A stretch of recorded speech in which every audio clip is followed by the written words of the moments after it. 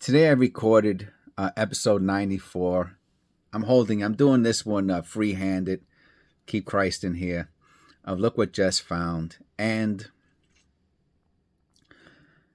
I guess I was like pretty inspired at the intro um, to talk about Jesus.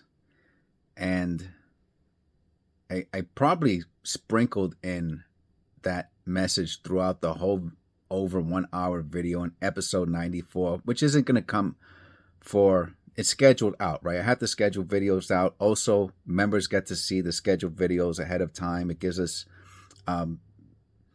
content to engage upon. It's pretty cool. So if you want to become a member, that would be great. You know, you could look at the scheduled videos like episode 94 that I'm talking about now. But what I want to do is I'm going to cut that part out and I'm going to add it to this, right? So I'm just giving a little intro to the intro of episode 94. And I like to I like to give extra content to my viewers and subscribers and the public as much as I can. If I could do it daily, multiple times a day, I'll do it, right? You know, sometimes I can't, but if I can, I will. And today, I am. Okay, so I hope you enjoy it. It's something I like to talk about as much as I can. This is it's basically a coin hunting channel. But as Christ is very important to me, I like to take the opportunity whenever I get the chance to express that, and I do that in the intro in episode 94, and I'm going to show you that now. Welcome back to another episode. Look what Jess found. Today is episode 94. And our topic for today's coin roll hunt, come on, Jess, be neater than that, is going to be stuff. Stuff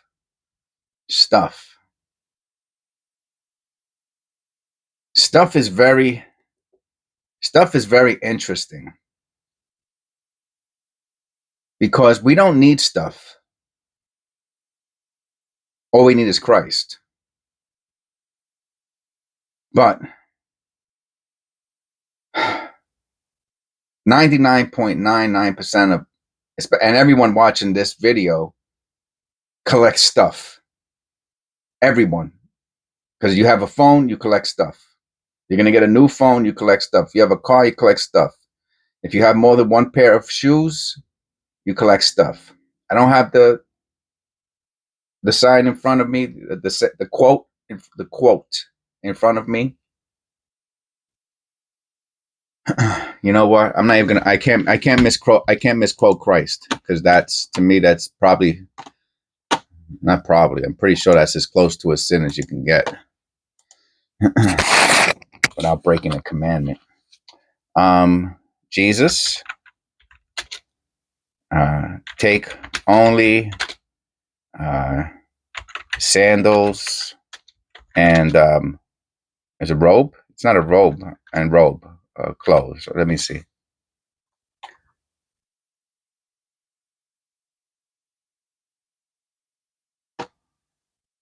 Okay, Matt. Is it Matthew? Okay, I'm just going to click on it.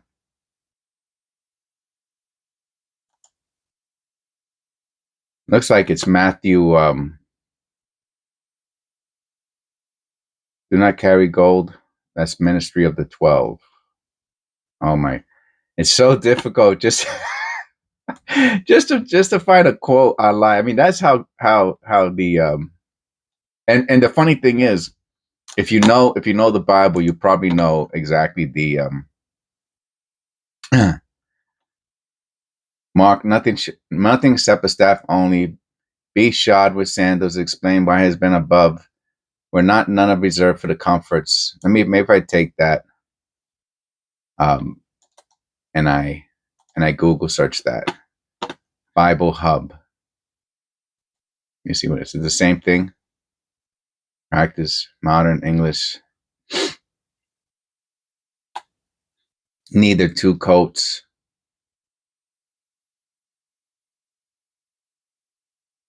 I just wish it would say who said it, because I don't want to read the commentary, and it's incorrect.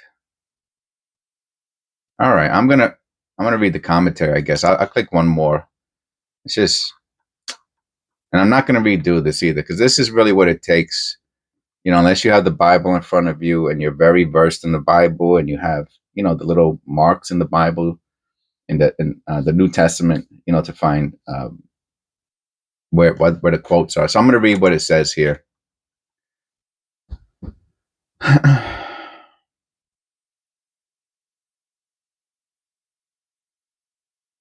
Neither two coats. Commonly the poor. Again, I don't think this is it. Neither two coats, neither shoes, nor yet staves. The apparent contradiction. Yeah, this is with commentary. I really didn't want to read it with commentary. Okay, is this it? Mark says in recording that this court, but be shod with sandals. Between him and Matthew, there is an apparent contradiction. Again, this is a commentary, but there is really no difference. According to Matthew, Jesus does not forbid their wearing the sandals, which they probably had on, but only forbids their supplying themselves with more, or with superfluous ones. Instead of making provisions for their feet when their present shoes were worn out, they were to trust to providence to be supplied and go as they were provident. And I'm assuming that means charity and goodwill. I mean, I could be wrong, but when I met I have an incredible story one day. Maybe I'll tell about a missionary. He was a missionary, and he wasn't really a missionary. He was guess he was more like a traveling evangelist. And I met him, and he taught me a lot. You know, we spent some time together, and he helped he helped me understand, translate, you know, for my brain at that time, which was super resistant, or, you know, to the teachings of Christ. So he helped explain things to me. Like, I had a lot of questions, and there was someone there to answer them to me. And that was like, I went to Catholic school for 12 years, and I never got interested in Christ. But then as I got older, you know, I did. And I prayed. I shouldn't even, I don't even know if it's, I guess it's a kind of prayer. I didn't know how to pray. I guess it was a kind of prayer. I just was speaking to the Lord, and I asked for guidance in my own way at that time, not knowing how to pray. And I met this person, and he explained a lot of things to me. Like, I had a lot of questions. I was like, "Oh, how do you know we're not in a computer program?" I asked him stuff like that, like off the wall stuff. And it doesn't mean we're not in a computer program, but he had responses for me that were satisfactory to my brain. For example, when I said, "How do you know we don't live in a computer program?" And he said, "Well, who created that?" And I said, "Well, maybe someone created that computer program, and they're in a computer program." Like, there's that movie. Ever seen the movie 13th Floor? It's an old flick. It's almost like the Matrix, but it's the original Matrix with the guy from with the real deep voice. You know, the black guy with the real deep voice, and that he did. He was in that. I think he was the main character. I think he was, or he was one of the police officers, detectives. Anyway, and I said, I don't want to spoil it. Well, I guess I am going to spoil it a little bit. And they said, "Well, who made that?" And the guy who I'm talking about, the evangelist, said, "Well, who made that computer program?" I said, "Well, maybe they're in a computer program too." He said, "Well, who made that one?"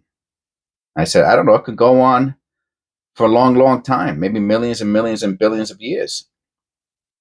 And he said, "Yeah, but there had to be the first."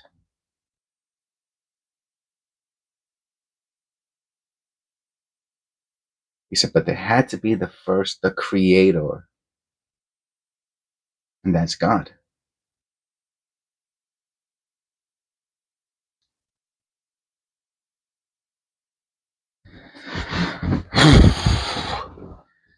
Blew me away, man. Blew me away.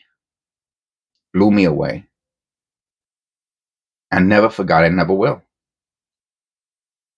Okay. And I got the chance to share that with you. And that's going to be our intro. I'm going to move on to the coins before I get all wrapped up in this. Okay. Thank you. And